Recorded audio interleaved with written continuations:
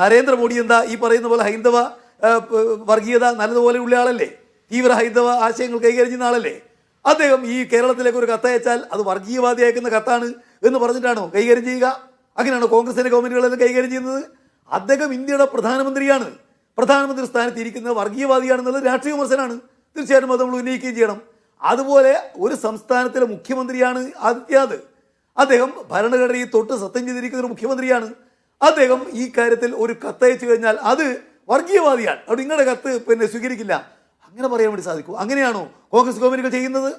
ഇവിടെ ഉമ്മൻചാണ്ടി ഗവൺമെന്റ് ഉണ്ടായിരുന്ന കാലത്ത് അങ്ങനെയാണോ ആ ഗവൺമെന്റ് സ്വീകരിച്ച നിലപാട്? അപ്പോൾ ആളുകളെ എങ്ങനെയെങ്കിലും വഞ്ചിക്കുന്നതിന് വേണ്ടി എന്തെങ്കിലും കാര്യം പറയുക, അതുകൊണ്ട് കാര്യമാവില്ല. ഇവിടെ ഇന്ത്യക്കകത്ത് വർഗീയതക്കെതിരെ ഏറ്റവും ശക്തമായിട്ട് പോരടിക്കുന്ന പാർട്ടി ഏതെന്നുള്ള ചോദ്യത്തിന് രണ്ടുത്തരവില്ല. അത് CPM ആണ്. ഏറ്റവും ശക്തമായി പ്രതിരോധിക്കുന്ന മുഖ്യമന്ത്രി ഏത്? അതിനൊരു രണ്ടുത്തരവില്ല. കേരള മുഖ്യമന്ത്രിയാണ്. അത് ആർക്കാ മനസ്സിലാവാത്തത്? ഇവിടെ നിങ്ങൾ ഒരു ഘട്ടത്തിൽ അവർ പറയും ന്യൂനപക്ഷ പ്രീണനം, മറുഘട്ടത്തിൽ അവർ പറയും ഹിന്ദു പ്രീണനം. എന്താ പറയേണ്ടി വരുന്നത്? ഞങ്ങൾ സ്വീകരിക്കുന്ന നിലപാടിന്റെ ഭാഗമാണ്. നിങ്ങൾ വിചാരിച്ചത് വിശ്വാസത്തെ വെച്ചുകൊണ്ട് ഞങ്ങൾ ഒറ്റപ്പെടുത്തി കളയാമെന്നാണ്.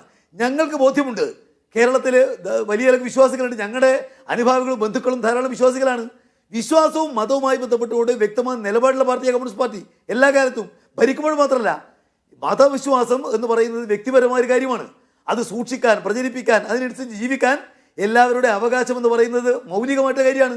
അത് സംരക്ഷിക്കാൻ ബാധ്യപ്പെട്ടവരാണ് കമ്മ്യൂണിസ്റ്റുകാരെന്ന് ഞങ്ങൾക്ക് ബോധ്യമുണ്ട്. അതുകൊണ്ടാണ് RSSകാർ ഈ പറയുന്ന ക്രിസ്ത്യൻ പള്ളി പൊളിച്ചപ്പോൾ ഞങ്ങളുടെ പാർട്ടി ഓഫീസിൽ വന്ന് കുമ്പസാരിക്കാനും കുർബാന ചൊല്ലാൻ അവരെ ഞങ്ങൾ അനുവദിക്കുന്നത്.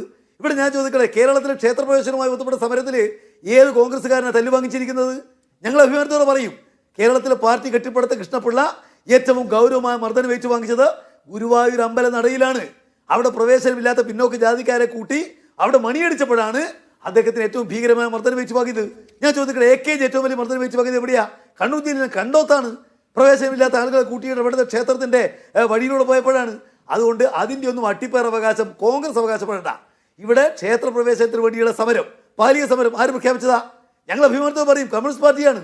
അപ്പോൾ അതുകൊണ്ട് ഹിന്ദുക്കളെ ആകെ കയ്യിലെടുത്ത് കളയാം എന്ന് വിചാരിച്ചിട്ട് ന്യൂനപക്ഷങ്ങൾക്ക് വേണ്ടി സംസാരിക്കുക, ന്യൂനപക്ഷങ്ങളെ കയ്യിലെടുത്ത് കളയാമെന്ന് വിചാരിച്ചിട്ട് ഹിന്ദുവിന് വേണ്ടി സംസാരിക്കുക, ഇതെല്ലാം ഈ കേരളത്തിൽ വിലപ്പോകാൻ പോകുന്നില്ല എന്ന് ഇപ്പോഴെങ്കിലും അവർ മനസ്സിലാക്കുന്നത് നല്ലതാണ്. ഈ പറയുന്ന പൊറാട്ട് നാടകം അല്ല, ഇവിടെ രാജു പി നായർ അടക്കമുള്ളവർ ഉന്നയിക്കുന്ന കാര്യം ഈ യോഗിയുമായി ബന്ധപ്പെട്ടാണല്ലോ. അങ്ങ് പറയുകയുണ്ടായി, ഒരു മുഖ്യമന്ത്രിയാണ് ആശംസ അറിയിക്കുകയാണ് എങ്കിൽ അത് വായിക്കുന്നതിൽ എന്ത് അപാകതയാണുള്ളത്? സ്റ്റാലിന്റെ സന്ദേശവും വായിക്കുകയുണ്ടായല്ലോ എന്ന്. ഇതുപോലൊരു മുഖ്യമന്ത്രിയായിരുന്നു ഗുജറാത്തിൽ മോദി, അല്ലേ? ഇവിടെ അതുപോലെ തന്നെ ഒരു മന്ത്രിയായിരുന്നു ഈ ഷിബു ബേബി ജോൺ അവിടെ പോയി ഈ ആറന്മുള കണ്ണാടിയും കൊടുത്തു. പക്ഷെ നിങ്ങളൊന്ന് ആവശ്യപ്പെട്ടത് എന്താണ്? ഷിബുവിന്റെ രാജിയല്ലേ? അല്ല, നിങ്ങൾ ഒരു രാഷ്ട്രീയ നേതാവ് മറ്റൊരു സംസ്ഥാനത്ത് ചെന്നിട്ട് അവിടെയുള്ള മുഖ്യമന്ത്രി രാഷ്ട്രീയ നേതാവല്ല, തൊഴിൽ മന്ത്രി എന്ന നിലയിലാണ് ഇവിടെ അങ്ങോട്ടേക്ക് പോയത്. അല്ലല്ല, തൊഴിൽ മന്ത്രി എന്ന നിലയിലാണ് പോയത്. അതേന്ന് ഞാൻ പറയുന്നത്, ഇവിടെ ഗവൺമെന്റിന്റെ ഭാഗമായിട്ട് ഒരു മുഖ്യമന്ത്രി, അദ്ദേഹം മുഖ്യമന്ത്രിയാണല്ലോ, അദ്ദേഹത്തിന് ആശയം തീവ്ര ഹിന്ദുത്വത്തിനാണെന്ന കാര്യത്തിൽ ഞങ്ങൾക്ക് അഭിപ്രായ വ്യത്യാസമില്ല.